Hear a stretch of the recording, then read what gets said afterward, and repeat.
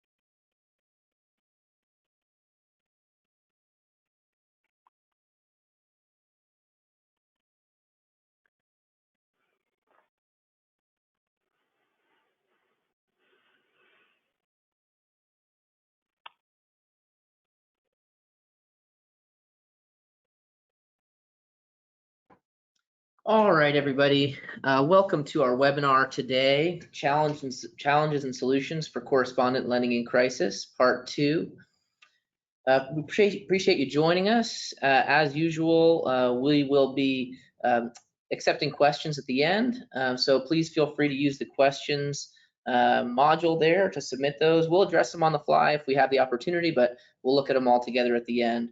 My name's Ian Miller. I'm the Chief Marketing Officer at MCT. And about 6 weeks ago, we held our first webinar.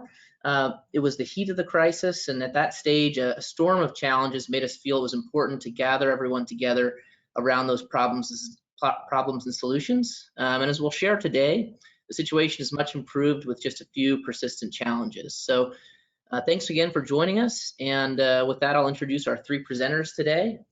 Phil Rizzori, MCT's Chief Operating Officer. He's also our head trader and the architect of MCT Live.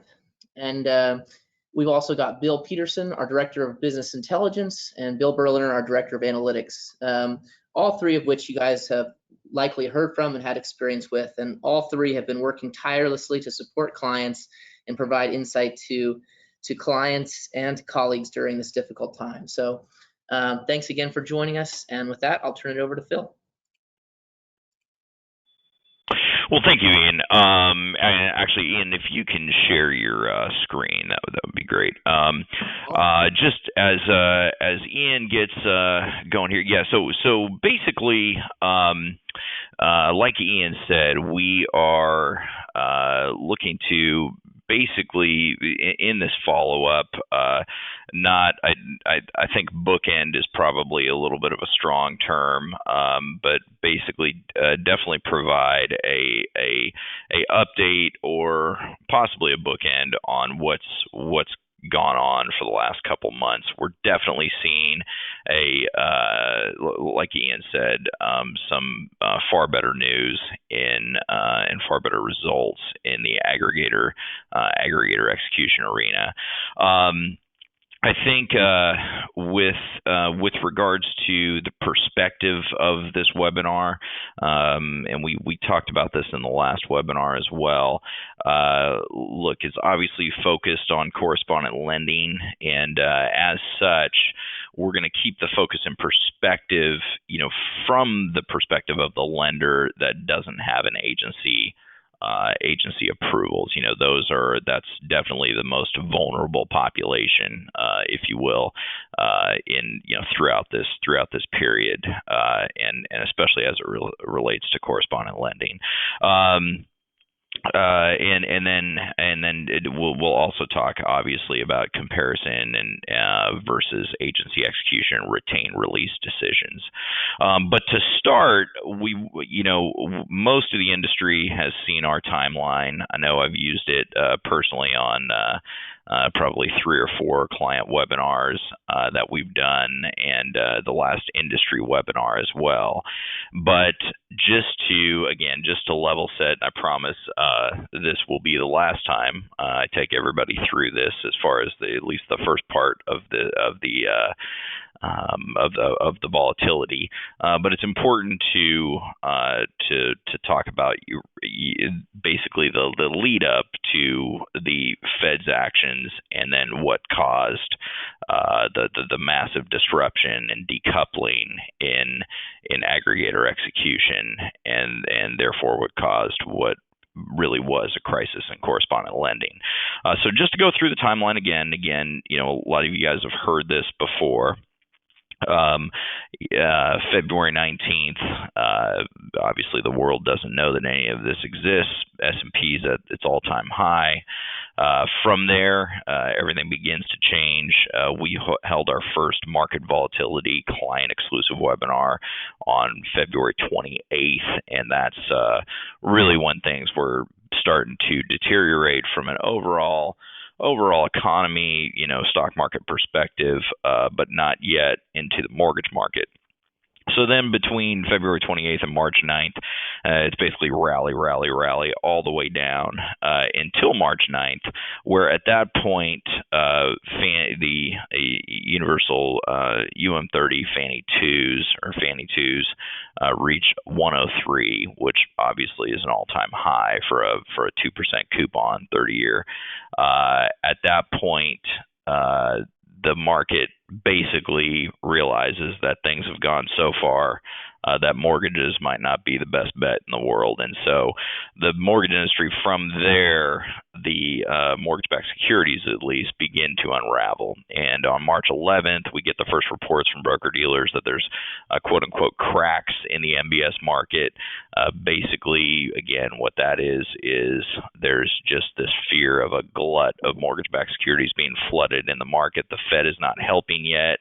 And REITs are mainly because the REITs are getting pummeled at this point, and there is a concern that there's going to be this glut of mortgage-backed securities. What that means is when you go out into the market to hedge, you're putting on a short position, so you're entering that trade by selling. Nobody's buying. When you go and try to pair out the position, you're getting far better execution, and that at that point is what the cracks that we're referring to in the MBS market. The Fed, March 15th, does their first purchase statement. Definitely doesn't work. At this point, when we do our next kind of road ahead webinar, we're looking at almost an inverse correlation between treasuries and mortgages, completely broken. The reason I say all that is that the Fed adds 2 more tranches. Then they finally basically announce the first of 2 cannons that they launch. The first basically saying that they're going to purchase $40 billion the day of March 20th, and that they're going to purchase $100 billion the next week. And Bill Berliner, our director of analytics, he's going to go into just how big, how just extreme those purchase tranches were. But the key to understand here is that in the Fed's defense, they really had to they really had to solidify the mortgage market. Otherwise, there's no telling where we would be. Mortgages were truly trading at a risk asset at this point, as a risk asset. March 23rd, they do basically their final kick of what our traders and a lot of traders refer to as QE Unlimited, basically telling their desk to purchase in the amounts needed, which started out at instructing their desk to purchase 50 billion a day. And so we'll go into that later. That, of course, starts what we refer to as the Fed's week of terror. Again, in their defense, the prior 12 days, really the mortgage market was falling apart, so it was definitely needed, but that caused a lot of issues. So then from there, totally separate from the Fed, we've got government tightening beginning on March 26th. Big buyers of FHA production begin to hit first. Anything below 620 goes, then 640, then 660, and now you could argue kind of where the real hits are, where you see substantial deterioration versus security pricing, as in negative servicing values, somewhere in the sub 680 range, and we'll talk about that later as well. March 27th, passage of the CARES Act, and of course those are the new kind of forbearance rules come with that. So then March 30th is, again, it truly is exactly a week of where from a liquidity perspective, it truly was an existential crisis for independent mortgage bankers, right? We simply didn't know when the Fed was going to back off. Credit to the NBA. I know Mike Fratantoni worked a lot with during the previous weekend, so that would have been 28th and 29th, with the Fed explaining the issues that they were causing from a liquidity standpoint. But again, the Fed finally backs off March 31st. This was arguably the most important derivative asset reporting day in modern history, especially for independent mortgage bankers. There was dramatic, obviously, liquidity issues, and which we'll talk about later, substantial issues with valuation. So definitely that was definitely a high pressure time. Purchase eligibility begins to change April 3rd with regards to aggregators changing how they're going to purchase loans, basically trying to take out their risk for the fact that at this point there is no guidance on whether or not a loan in forbearance is eligible to be purchased by the agencies. At this point, of course, their loans were not eligible that were currently in forbearance to be purchased by the agencies. There was on April 7th, Director Calabria's comments, which we all grew to know, and then April 8th, which we'll talk about. This was our first webinar in this series in crisis and correspondent lending. It really was a crisis when you look back, and we're going to show you some graphs. This was really the low point. We were all of us were kind of in need of some antidepressants at this point, because it was definitely the low point from an execution standpoint, and we hadn't hit Class A yet with regards to security settlements, which, because of the Fed dictated rally, there was extreme concern on whether or not independent mortgage lenders were going to be able to make those security settlements on April 15th. So a lot of concern. Some good news on the Ginnie side came April 10th. April 13th, largest depository in the country. So, we'll just, out of respect for the banks, we'll name them.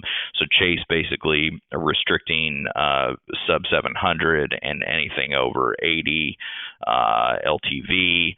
That's, that definitely probably more along the lines of what Chase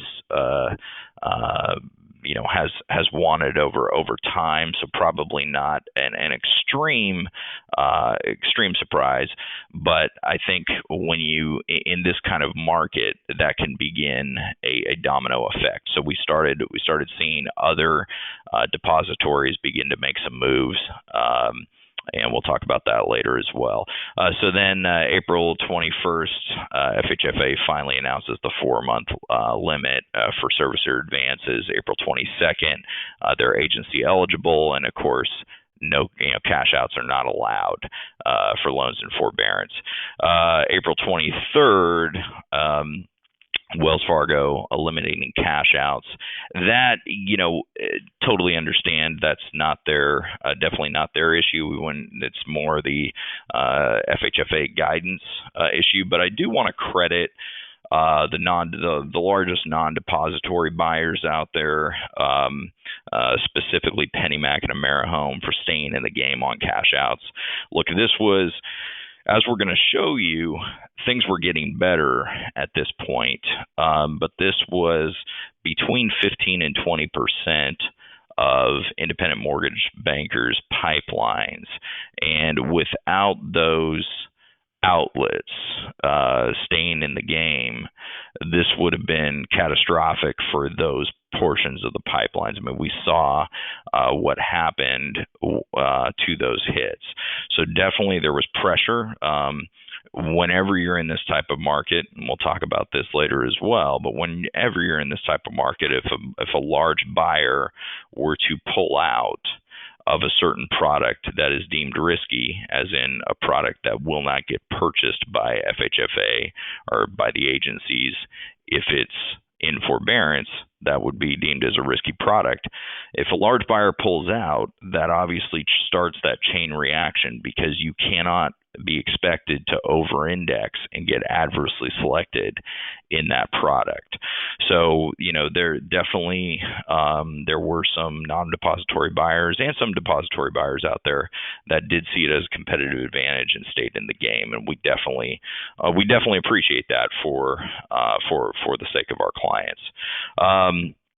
Let's see, May 19th, obviously was the forbearance, agency eligible. Once, obviously, if you're in current on your payments, or if you've been making three existing the 3 payments, then you are on either your modification or coming out of forbearance altogether.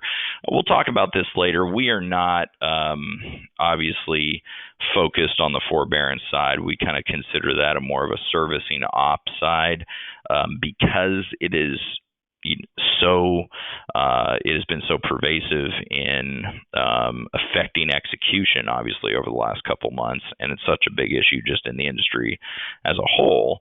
We're going to talk about it in this webinar, but just to be clear, look, the MBA has done a great job of providing guidance on this, of providing education on this, on providing weekly updates to the actual forbearance numbers.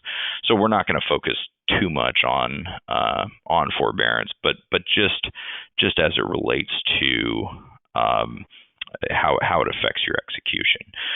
So with that, I think we're going to start with Bill Berliner, who runs our director of he's our director of analytics. He runs all of our analytics for MCT, and he will go through some graphs on basically what the market results were of what we saw over the last of this timeline. So, Bill, if you want to take it away, that'd be great. Sure. Thanks, Phil. Okay, just have a few charts just to give some sense of where we've been and where we looks like we're heading now.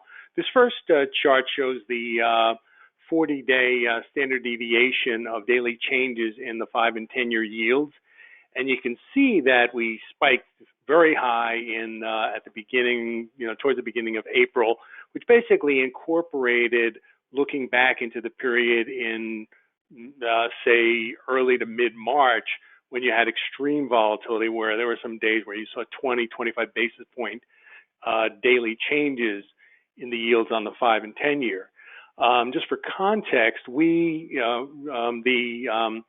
10-year realized volatility reached about 12.3 basis points in early April, and the only time we've been in that same neighborhood previously was in 2000. It's going back to like say the mid 90s when I looked.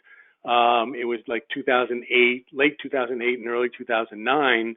And then we were like 12.1 basis points. Actually, for a short period of time, we actually exceeded the highs we saw in the during the financial crisis in 2008, 2009. So the next slide, couple of slides will show what mortgages and mortgage spreads did. And it's always difficult to talk about, what is the yield on mortgage-backed securities because of the nature of the product. What I did here, this shows the Fannie Mae commitment rate over the interpolated 5 to 10-year Treasury.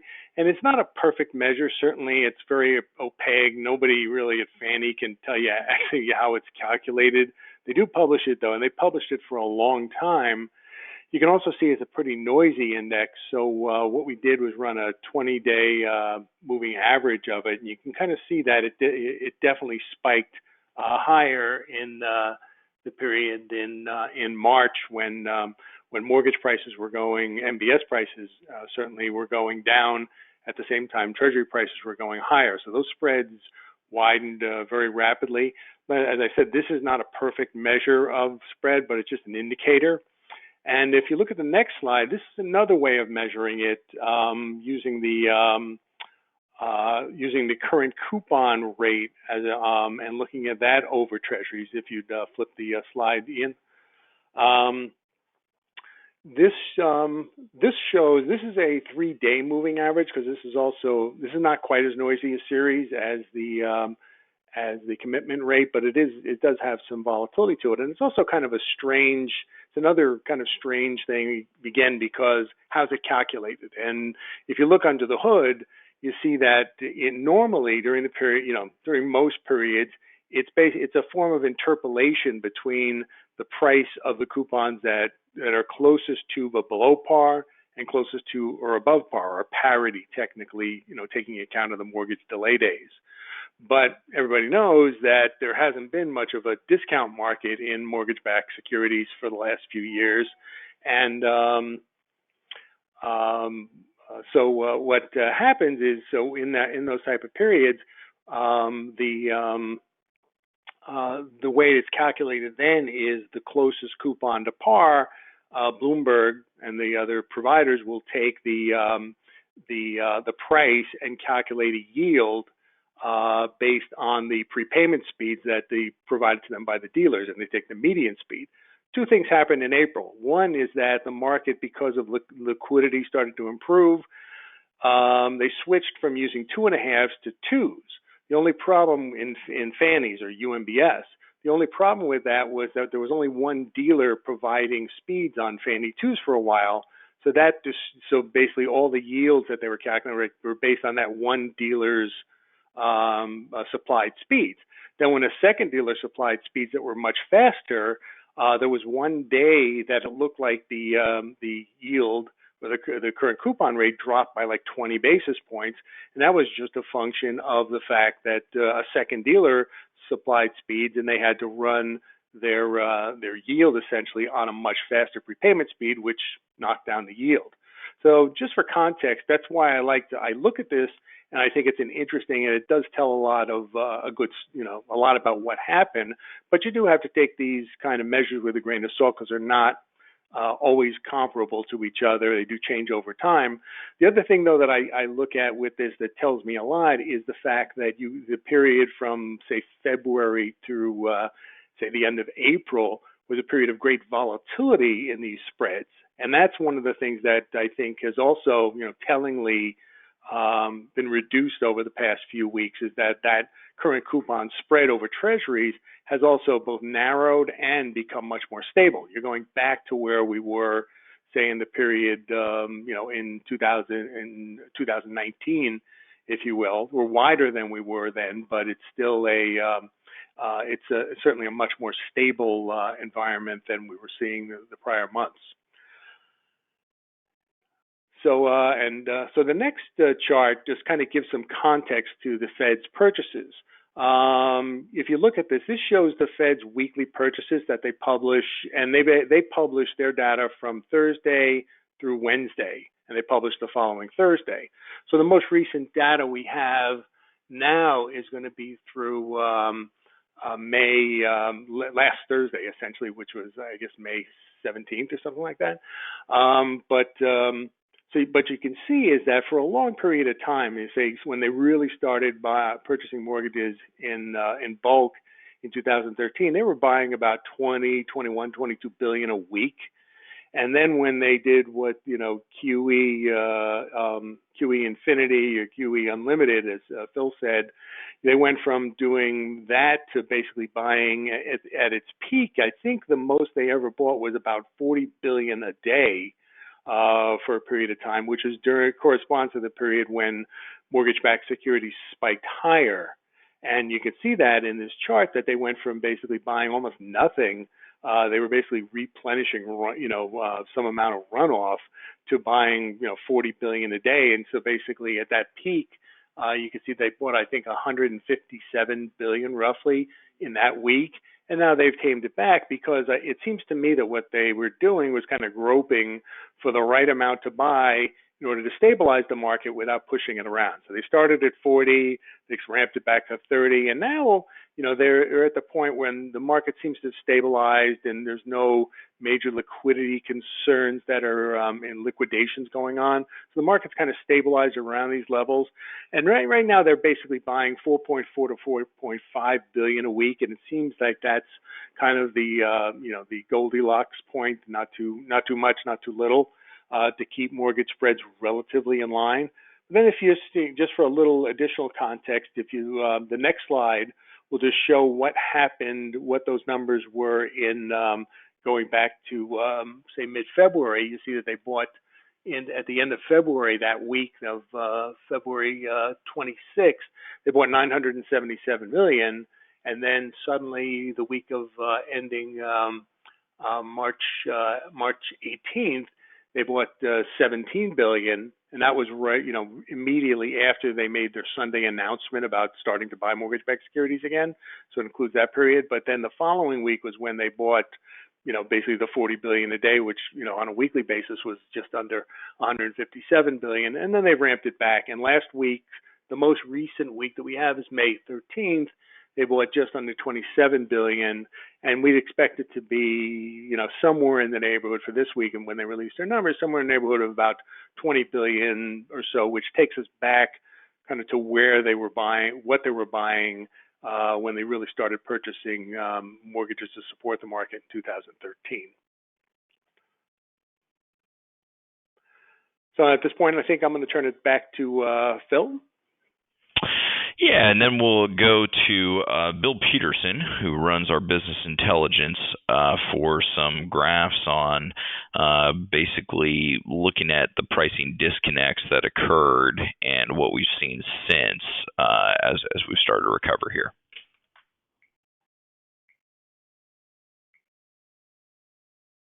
Thanks, Phil. Ian, can I get mouse control or not?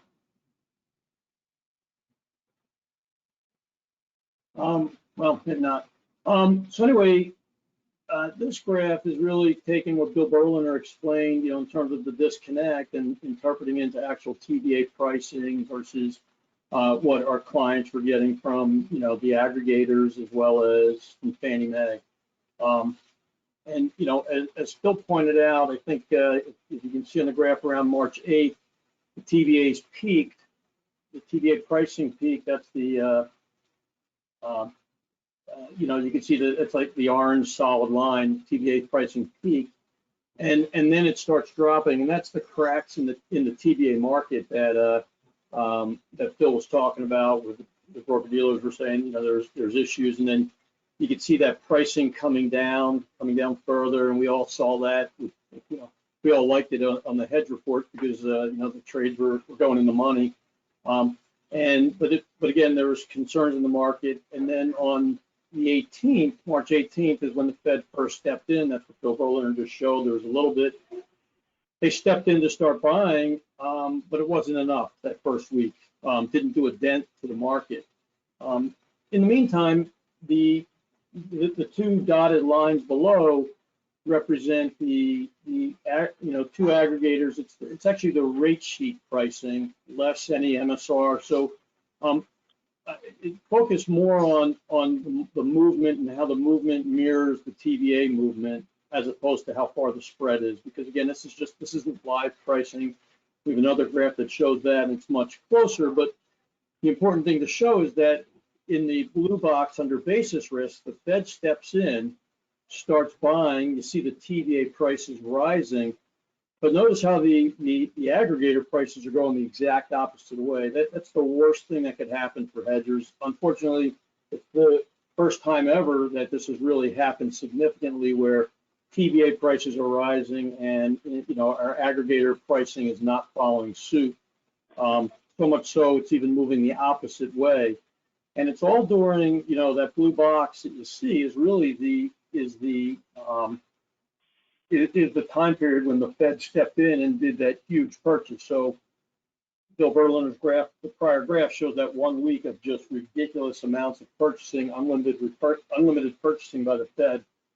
And then all of a sudden, the following, after the 29th or so of March, then, April 1, it starts settling down in terms of aggregator pricing matching and mirroring the movement of the TBAs. And that's really important because that's what you want as a hedger, regardless of the price.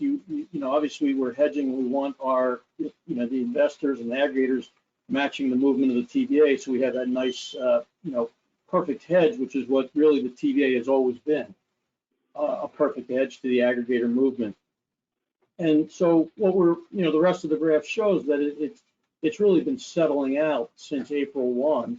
The movement's following, and even, all the way through last week or the other day, that aggregator pricing is now following suit, which is really, which is what we want to see, which is why when we talk to clients, and I've talked to clients a lot about this, is, the TBAs are, you can get back into hedging, TBAs are matching.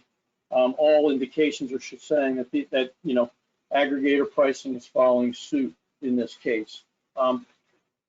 We also threw in the top line of the Fannie cash window pricing.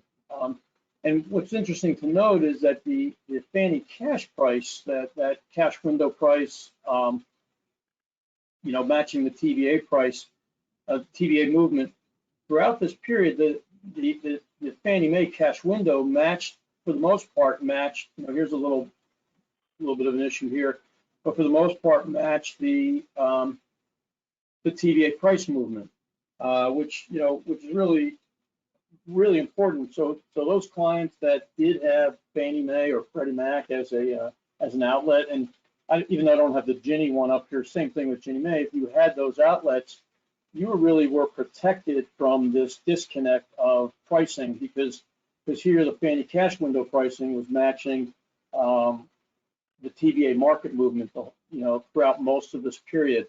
Make no mistake, Fannie put some, I'll show it in the next graph, but Fannie puts margin in as well. But obviously, with the aggregators, especially during that time of basis risk that we saw, the aggregators really put in some significant margin, which is not unusual. Aggregators, in times of volatility, and as Bill pointed out in the earlier graphs, a lot of volatility there. The aggregators put that in to protect themselves as well from, from this high volatile time. So unfortunately, though, this period, this is what really hurt the most for all of our clients. Not only was it a huge run up in the TBA prices, and then that called for liquidity and margin calls, but now we don't have the investors following suit, so it's a double whammy there.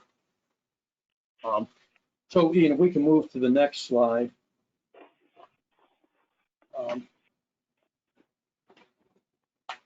So, you know, the prior slide had, we said it was rate sheet mandatory pricing. What we're showing here now is the actual live pricing, because through MCT, our clients are getting live bids every day. And so we're matching those live bids. We're seeing the Fannie, you know, when those sell to Fannie, we're seeing live bidding, and those selling to the aggregators, live bidding. So, you know, again, what this is showing is first of all, one obvious thing is the blue line versus the black line is that the, you know, those clients that had Fannie Mae as an outlet during this time period, again, first of all, the pricing was much better than significantly better than the aggregator pricing. You know, particularly during the volatile times, you can see around April 28th, there's a nice big spread there. Another big pop, you know, April 9th. And for the most part, it's, you know, the spread's wide, and then, you know, it was fairly wide. But notice on the two tails, here it's coming back on the, you know, it's starting to come back where now, you know, aggregator pricing is getting better, probably less margin. And if you notice, even in the beginning, before this happened, they were on top of each other as well. So again, you know, having Fannie Mae or Freddie Mac as an outlet during this time period really helped protect, you know, help clients with pickup and gains and whatnot like that. So this is, and then we have other graphs I'll show you down the road, but typically throughout the year, with the exception of this period, you know, clients that had Fannie Mae as an outlet, and as well as aggregators where they had both, typically only 20% of the business was going to the, you know, the agencies, and the rest was going to the aggregators because the pricing was better. And you know, you see that on the tails where they're like even or close. And during this time period, you know, the whole thing flip-flopped, and we'll show some graphs on that. And so, you know, a lot of people that had that outlet moved everything to Fannie Mae to do that, and we'll show that in the market share. But again, really what we're showing here, though, is the disconnect, but having an agency outlet really helped our clients, those that had to help them through this. Still didn't protect them from the run-up in the TBA and those margin calls, but it certainly, you know, helped soften the blow there. So that's the Fannie Mae, you know, agency outlet, and then we switch, and there's a Ginnie one as well. We can talk about that. We can move to the next slide, Ian. So here, you know, even wider, obviously because selling to Ginnie Mae, you're getting direct, you're getting that price of the TBA plus whatever servicing value you decide to put on, compared to what the aggregators were offering. And again, during this tumultuous period of, you know, right here, the 21st with the run up in the TBAs, you know, through here, the spreads were really, really huge. And so, you know, in this case, again, having Ginnie as an outlet certainly helped a lot of clients that had that. At the same time, though, they were, you know, these people selling direct to Ginnie also had the issue of the servicing issue with forbearance and defaults, which was, you know, causing a problem, potential problem as well. So they had to worry about that. But they certainly were getting the nice price increases, you know, with Ginnie Mae. So that was kind of a nice thing to have that as an outlet, the Ginnie Mae outlet. And then if we could go to the next slide.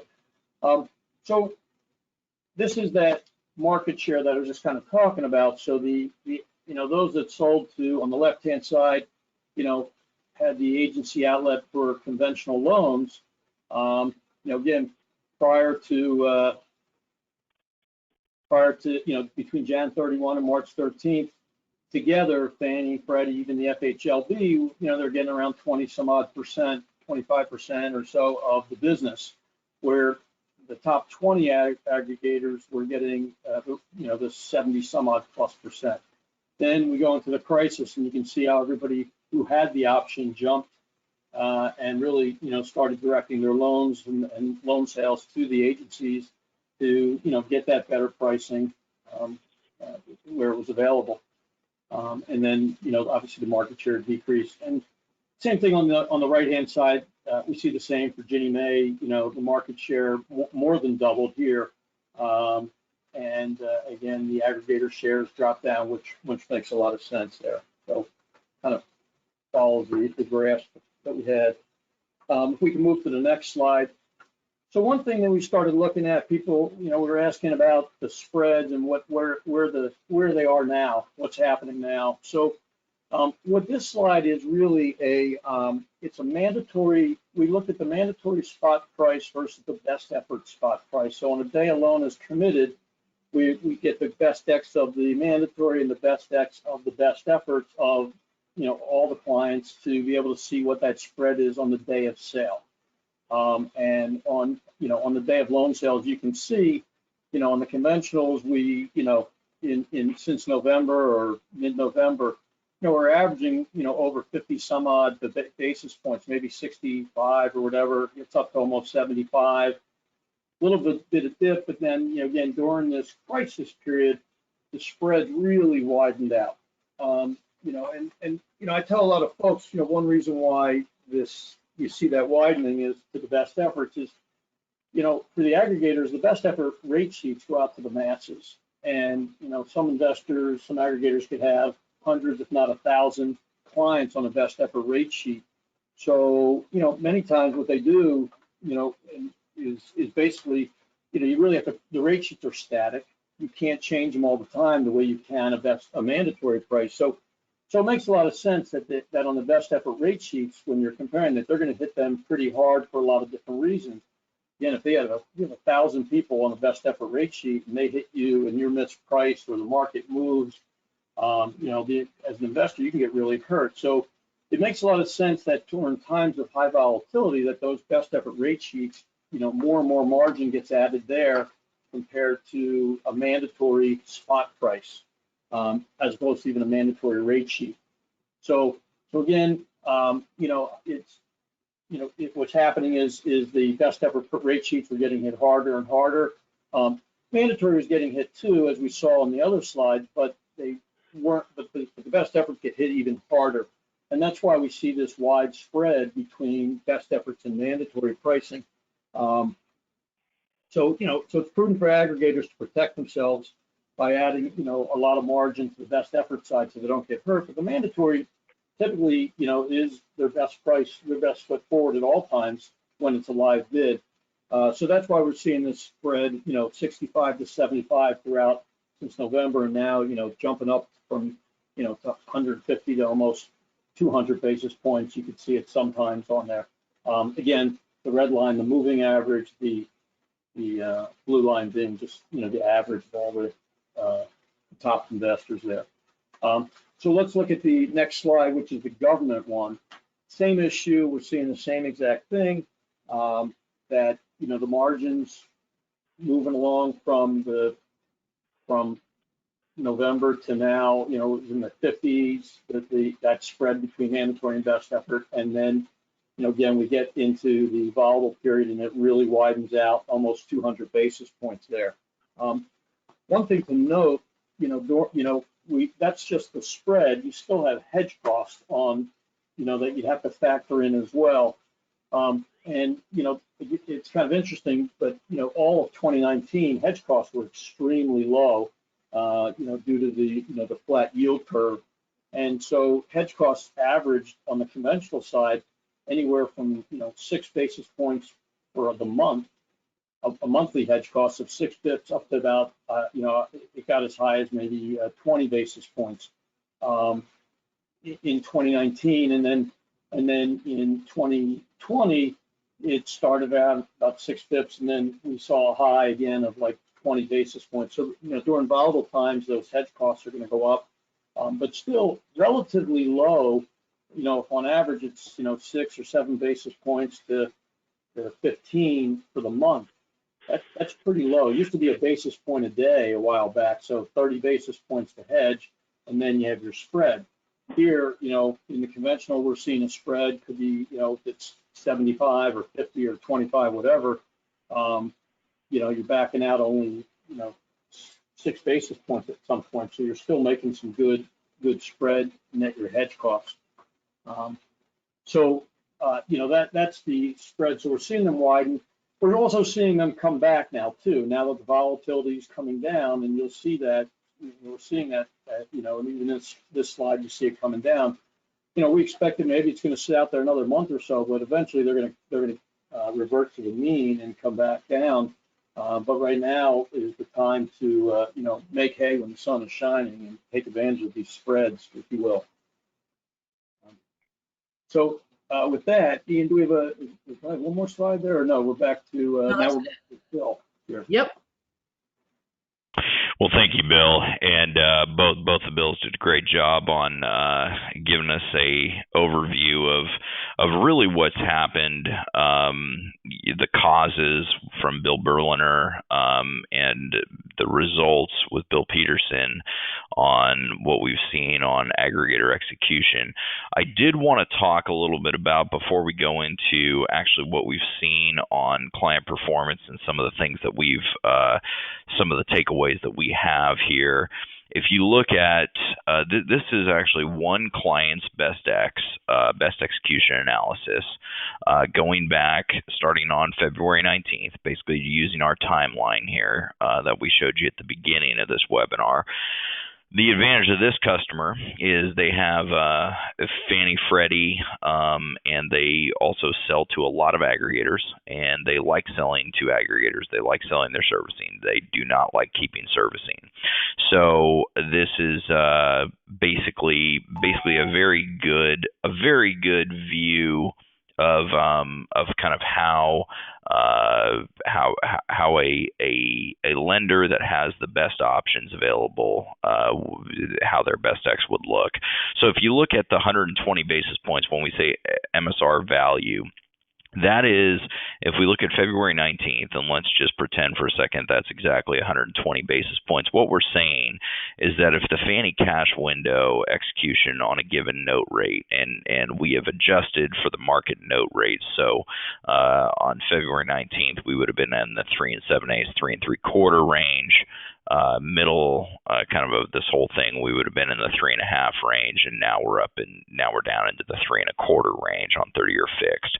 So at 120 basis points, what we're saying there is if Fannie cash windows at 104, your aggregator best X all in would have been somewhere around 105 spot 2. So you'd be 120 basis points. Your cash to acquire at that point was 120 basis points. Pretty darn good servicing values at that point that you're getting to sell. So you can see what happens. It kind of drops as expected as the markets rally. But you can see that even as the TBA market falls apart, that March 11th. That week there, the kind of that second week of March, we're still exactly where we need to be. You know what I mean? We're still 3.5 multiple, and then it's really on March 23rd where there's it just falls off a cliff. And I talked about this on the last webinar. Actually, if you look at where kind of what happens, we get a little bump in the middle, and then falls off again. If you look at the absolute low point, you see that April 8th date. That's the day of our webinar, of the last webinar. So you can see that we were really in the low point of the whole cycle there. If that's not the trough, I don't know what is. Now, obviously, we're not saying where things are going to go from here, but bottom line, things were not really looking good April 8th. And so if you look, the reason I started with kind of defending the Fed's actions, if you look at what happened, the result, co-issuers exited the market on March 23rd. Basically all of the co-issuers. There was a couple that stayed, but with extremely light values.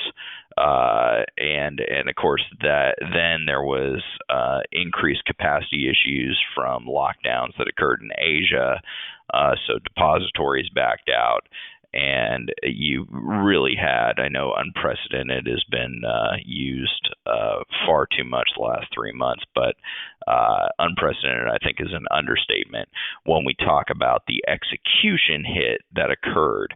And I talked about this last time, strolling down memory lane here, when we go through all of the issues that we've all seen, for those of us that have been in the business of 07, 08, of the introduction of QE, of the original QE in late 2008, early 2009, of the servicing crisis that occurred, servicing valuation crisis that occurred in 2012 when B of A backed out, and it was basically only Wells Fargo and Chase buying the entire, left over to buy the entire market. Taper tantrum of 2013, Brexit of 2016, the election of late 2016. These are big moves, and we just never saw the decoupling that we saw that we saw in late March and early April. There were a lot of reasons for it, looking back.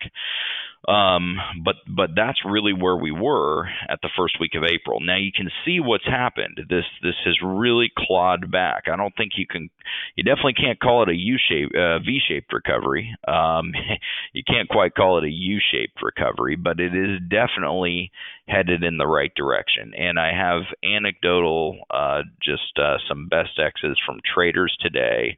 If we look at where this sits right now on this client, we're basically at, basically almost a 3 multiple on servicing, what they're getting from their aggregator best X over the Fannie cash window.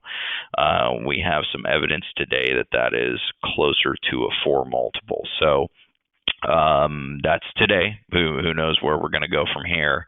But just clear, absolutely clear, that things are getting a lot better. And I want everybody to think about too, of if you were pricing loans off aggregator pricing at the beginning of April, last week of March, first week of April, you can see that without any market improvement, you would have had an improvement of about a point in execution simply by aggregators improving their price. So it's almost the reverse aspect of the basis risk that occurred in the third and fourth week of March.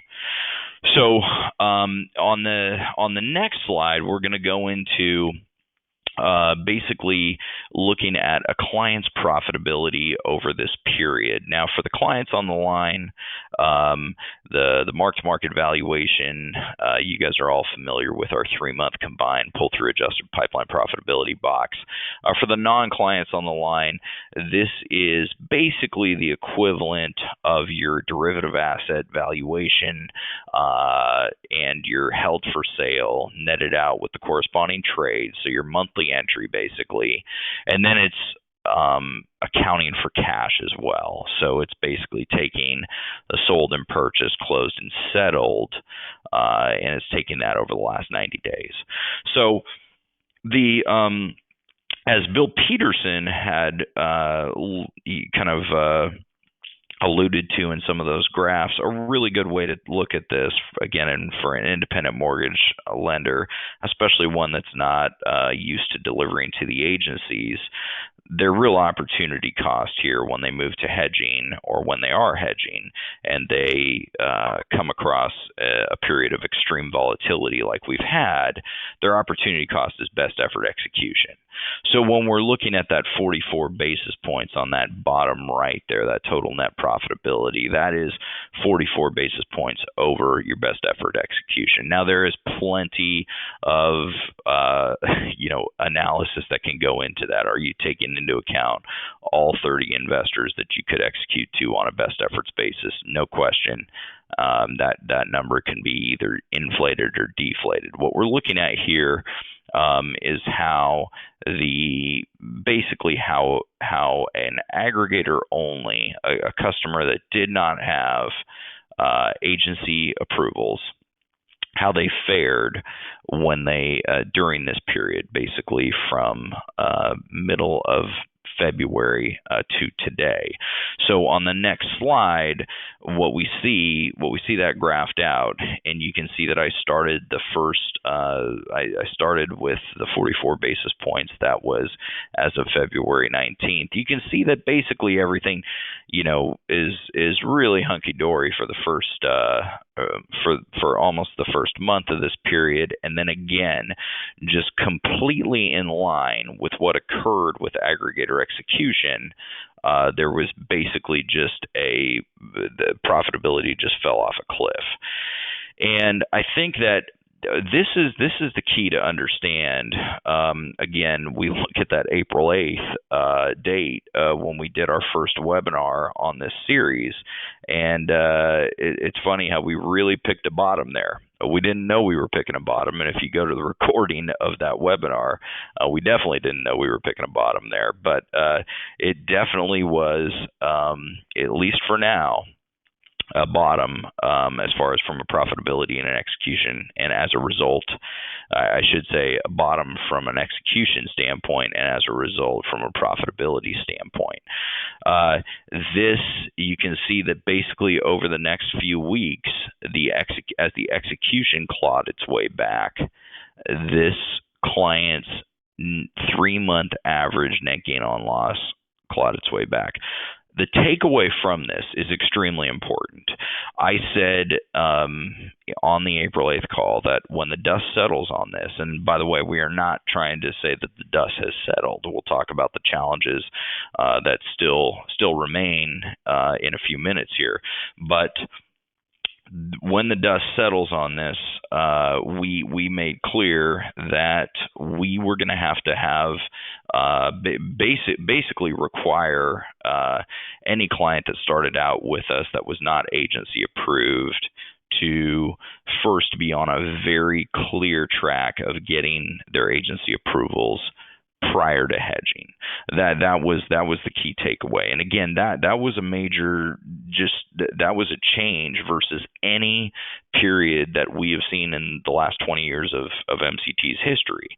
Again, though, that was at April 8th.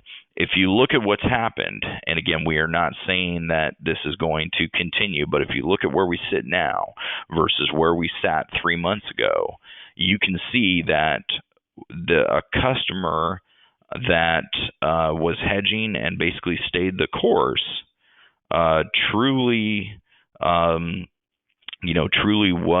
is going to be at this point net positive versus best efforts, and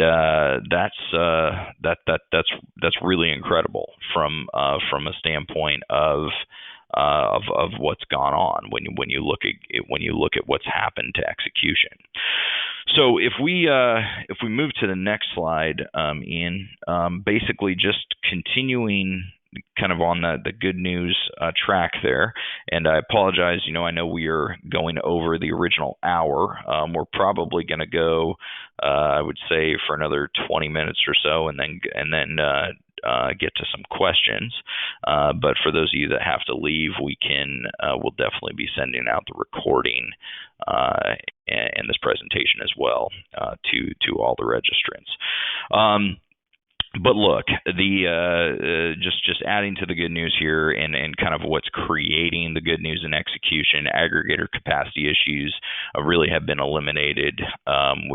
All the top tier investors, although there are lockdowns that remain, obviously in India, which is a big piece of the puzzle here, they have been able to, using a variety of methods, have been able to work around that, even though volumes are still very high. FHFA has came out with a lot of announcements that have definitely reduced risk, first and foremost, meaning that they'll, versus the last webinar that we had, that they'll actually buy loans that are in forbearance. That's a big deal. Forbearance, again, the MBA has far better, has done a great job, and obviously has the numbers on this, but using the MBA's numbers, definitely showing signs of a plateau. And I think surprising to everyone is that there's a significant number of borrowers that are in forbearance that are still making their payments. I don't think anyone saw that coming. So that's definitely a good thing. And then the forbearance related, policies and fees, that's kind of a funny one. I think, we can kind of, I think we can all agree that for at least the $1,000 fee, PennyMac added that kind of understandably, that there would be costs associated with servicing. The rest of the industry followed suit, and then PennyMac realized that they could adjust that in their servicing values, and of course, then the rest of the industry kind of realized the fun's over, and then began to remove those. So that's definitely a good thing. Definitely a good thing with regards to doing your best X between your agency and your aggregator, and we'll talk about that in a second as well. So as far as challenges, I think that, again, like I said before, we're not going to focus too much on forbearance, but I think it needs to be said. I think all of you on the phone understand the ramifications here, but just in case, when you're talking about a deferred payment, that's going to most likely be interest free. It begs the question: are the Susie Ormans of the world eventually going to catch hold of this? That this is simply an economic no-brainer, and you change forbearance from the moral hazard that's been argued by the David Stevens of the world since this was enacted. Do you change from moral hazard to basically this is an economic no-brainer that you have to do? So I think that's definitely still a concern. That needs to be a concern for everyone. That does the general population wake up and realize this is an economic no-brainer? Especially now that as long as you've made 3 payments, you're good to go on a new refi if rates were to continue to drop. And then as far as servicing values, we've got a webinar next week on that. But definitely on the government side, look, there's still, we talked about execution from an agency perspective. On the government side, there's still substantial issues that exist. When we look at a best execution analysis for FHA VA production, what you're seeing is that the aggregators right now will win substantially on loans greater than 720. 720 to 680, it's going to be somewhere around security execution, which of course that means zero servicing value, so that's not necessarily great. Sub 680, you're really getting substantially under security execution. And that remains to be seen what needs to occur for the market to adjust to that. I think we can all agree that the days of the 580 FHA are probably gone for a while. The question is, do we get into the 640 to 680 range, which we can all agree was the majority of government borrowing in our database of 800,000 FHA loans. For that we've been hedging the past couple of years, those if you look at those, 65% of those loans were sub 680.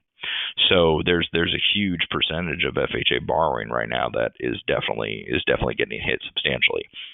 That's more obviously borrower related as well, but specific to lenders, the limited assignment of trade executions. I want to credit Wells Fargo here for staying the course. That it's arguable. You could argue that Wells Fargo coming in basically keeping their assignment of trade kept some lenders in business through that, especially through that period of the Fed's week of terror there. That's when, understandably, the other large AOT programs that were non-depository, they backed out. Wells Fargo stayed the course there, and really deserves a lot of credit for that. That's really the bottom line. Just moving into kind of tightening, the next issue that we see right now is credit tightening among broker dealers. Just one note here. There's a lot of you have heard that quite a few mortgage lenders have received the PPP loans. And if you think about an organization that needs liquidity at a critical time to maintain, continue as a going concern, that is a textbook example of what the PPP loan was meant to do. But if you think of when those loans were funded, they were funded that first and second week of April for on the first tranche. Looking back on this, and if somebody does a postmortem as how it affected the mortgage industry, you could definitely argue that it kept some mortgage lenders in business. But you could also argue, considering that it came right before Class A settlement on arguably the most important settlement date in the last 20 years, it saved a lot of broker dealers as well. So, look, the understandably, because of the volatility, broker dealers have value at risk calculations that they will run. And understandably, as you have so much volatility over a 90-day period, you're going to see credit lines come in. And look, the good news is now that we've passed, now that we're passing Class C for May, we're really in a period now where some clients of ours have some out-of-the-money Junes, but it's nothing compared to what April and May were. So we're definitely going to, as those settle out and as those all get paid, we're going to see some expansions back again in the broker-dealer space. But no question, considering there's so much volume out there right now, there is a limit to how many broker dealers, there's a limit to available broker dealer volume. And then with regards to the tightening of credit criteria, we talked about cash outs, high balance. High balance had a lot of issues early on when there was disconnects in the CMO space. That definitely has come back in. That was definitely a scare. We had a webinar, a client exclusive webinar about that. Obviously, we're located out here in California, so high balance having issues that it had is definitely a scare. We think that that's definitely gotten better, not to where it was, but definitely more functioning than it was. As far as low FICO, high LTV, I credited Wells Fargo above with staying in the AOT game. Their recent move on adding an LLPA overlay on under 700 over 80 and non-owners, that's it's tough for the market because that's going to, of course, cause an adverse selection potentially to other buyers, right? And in this market, especially the low FICO, you guys have all seen this with the MBA numbers. You've seen this with probably any forbearance related webinar that you've attended in the last 3 weeks. There's this incredible correlation between or we should say inverse correlation between FICO and cash out, or FICO and forbearance. As your FICO score goes up, your probability to go into forbearance goes down. Totally expected, but it's not to the level that actually is occurring. It's an extreme. The causality is very high there with FICO. LTV not as much, but with that said, it's hard when a large buyer basically puts an overlay on a FICO range, especially when you're talking about a lower FICO range. So when you look at MCT's view going forward, that would be one that would not surprise us if the market were to begin to follow that direction, right? Because you've already got substantial empirical data showing that there's definitely correlation, or I should say causality, between FICO and forbearance. So keep that in mind. Non-owner occupied, obviously, that's always one when Calabria took cash outs out of the out of the eligibility. It was surprising. We were, I think all of us were surprised. All of us on the line, frankly, were probably surprised that he took cash outs out instead of non-owners. Non-owners would have been much more politically palatable, and so it'll be interesting to see what happens going forward. But cash outs obviously are an issue. Politically a hot topic. We've been contacted by a lot of news organizations on that. Obviously, given that there's record equity in homes right now, it's definitely a needed source of liquidity. The equity is. So on, Ian, if we can go to the next slide, this basically just talks about, shows mortgage credit availability, and actually seeing the time, I'm going to skip to the recommendations here. So really, the recommendations are pretty simple. With regards to with regards to liquidity and funding, trading, what we're just saying there is that most all lenders understand this by this point, but we did see some lenders get a little bit out over their skis, totally separate from hedging, just get out over their skis with volume. So volume has to be controlled by margin on the front end. Remember, one thing we haven't talked about much is that the Fed did start buying the Fannie 2s. I know we haven't seen a huge drop in rates right now, but if you do, and Bill Berliner can talk ad nauseum about this, but if you do see a substantially tradable Fannie 2, you're gonna get into that 3% 30-year fixed or potentially lower, and that's going to cause obviously volumes to expand even from where they are now. Agency relationship, we talked about this on the last webinar as absolutely essential. I think it's definitely essential still in your roadmap, but as far as right now, look, there's no question it's beneficial and essential in your roadmap. I think we would back off that now that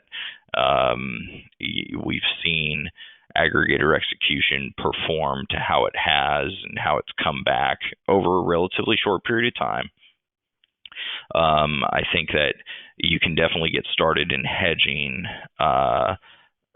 obviously, provided that you're working towards an agency approval, you can definitely get started in hedging now, having it on your roadmap. And then as far as MTM strategies for more accurate valuation, the key there is just having your hedge advisor work with investors, aggregators for bid tape execution. Most of you on this call have heard us before on webinars. We've talked about this for years. We have relationships with the majority of all of your aggregator executions to give us bid tape executions for your derivative asset valuation. For For the month end of March, which of course was quarter end as well, that was extremely important. There was upwards of a 30 basis point difference in some cases between rate sheet execution and your bid tape execution, and you cannot estimate that. You can't use some model to estimate that historically. That's the equivalent of trying to say, based on past TBA prices, the TBA price of today is going to be X, because these spec pools trade at auction. You have to get a true value from your aggregator. So that's absolutely essential. Updating your pull-through assumptions, communicating with your production, your originators is going to be continue going to be essential. And then as far as the finding outlets on less liquid products, coming out of the low FICO issues that existed on FHA product, as investors backed out of basically all the way up to sub 660 product, we created a platform for our clients exclusively called Mbs Marketplace. Because what you had is, especially about a month ago, you had this case of a extreme divergence in executions. You had the 30% or so of our clients, or 25% of our clients that were approved with Ginnie. You had them getting security pricing, and then you had clients that were approved with only aggregators for 640 FICO given FHA getting 4 and 5 points under security price. So that was definitely definitely what happened is that created an opportunity for less established buyers. First clients of ours had contacted us saying, hey, we've got our Ginnie ticket. We do not have a large portfolio at this time, so we're not concerned about our current portfolio going into forbearance. We would like to purchase volume, especially at these levels. And so what happened is we started on one-off kind of introducing customers, buyers and sellers, and then basically created a platform over the last 3 weeks on it. We'll talk about that in a second. And then leveraging a business intelligence and peer comparisons. I'm going to let Bill Peterson talk about that in a second as well. Ian, if you can go to the next slide. So again, just with PT Analyzer, I think that in forecasting pull-through, you need to take a look, obviously, at all of the normal things like status, purpose, branch, originator. The key that we've talked about throughout these last 3 months is communication is key. I understand that if you have 4,000 loans in your pipeline, that doesn't work as much. But for the smaller lender, communicating with your originator and seeing if that borrower is off the reservation is important. Branches and channels, branches especially are important. We have clients that have significant branches in like Las Vegas, for instance. So obviously, as PPP runs out, that's going to cause substantial issues in the area. So depending upon what happens further with stimulus, but there's being able to manually override pull-throughs, which you can do in this model, or just overriding pull-throughs of a specific branch is going to be essential as we get through this.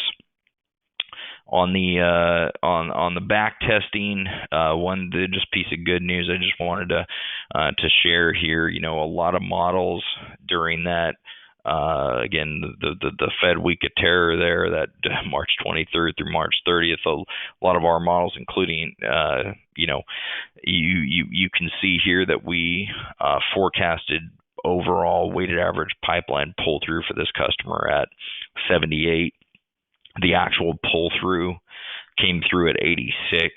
And so what's happening here, remember, in any pull through model, you're assuming some level of borrower sophistication, but because you're doing it on a model, you're assuming perfect borrower sophistication.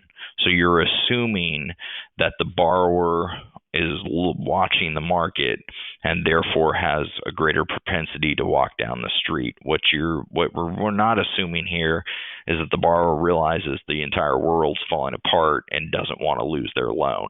And so that's really what happened here. Pull-throughs, you can see, were greater than what the models really expected, and that helped out. That helped out. When you look, the reason I have May 31st here or March 31st is that that's of course our derivative asset. So we're going to of course haircut our derivative asset valuation by our forecasted pull through. So if we're haircutting it by at a 78% pull through versus what the actual rate was, an 86% pull through, you can see that we're actually substantially undervaluing the open pipeline. So just with BAM Marketplace, we're looking to basically introduce non-traditional buyers for products with like low FICO, cash outs. Hopefully, we don't have more of these products. In a perfect world, BAM Marketplace would basically become irrelevant because aggregator execution would go back to what it was, let's call it summer of 2019, where all of these products were perfectly executed.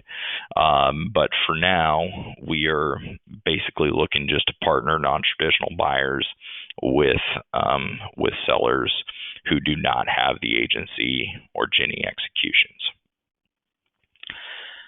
And with that, I'm going to turn it back over to Bill Peterson, and he can take us through a couple of the business intelligence slides. Yeah, thanks, Bill. So, monthly, I know all our clients receive an iMarket report giving them a summary of business they've done and where things are going. Quarterly, then we get into we get into more of the peer comparisons, which kind of is what this report is, and that that comes out quarterly in a in a PDF. And shortly we're going to be rolling it out so it's online instead of and timely anytime you want it instead of quarterly, where you're able to, in this case, look at yourself over a time period, and you can compare the first group of that you see is the client compared to your peers underneath, to see what investors they have, who was winning what from each investor. It can be broken down into, as you can see, many different groups, 15, 30, high val. So it allows you to see, hey, what other investors may be out there, who's your top investor versus your peers. We break peer groups right now down into 4 or 5 categories based on like committed volume. But shortly we're rolling out also peers by whether you're bank versus non-bank, agency only versus non-agency, get into that. But anyway, this is just one quick snapshot where you can put in the time period and choose a few items to be able to, select what you want to see. And it'll be online. We'll be rolling that out shortly. We'll be online. You'll be able to see that anytime you want. Another type of report we'll bring up at the end, if you can scroll forward. Just in terms of the type of products you're doing versus your peers. Again, you can stick in a time period. You can see, your cash out versus refi versus purchase, you versus your peers over a given time period. Actually kind of interesting in this time period, you can see from April 1 to 5/20, the purchase business for this client is pretty high compared to the peers, which is really interesting. And then you can see the other business that your peers are doing. Maybe you're, see if you're missing out. You can drill down into deeper stuff.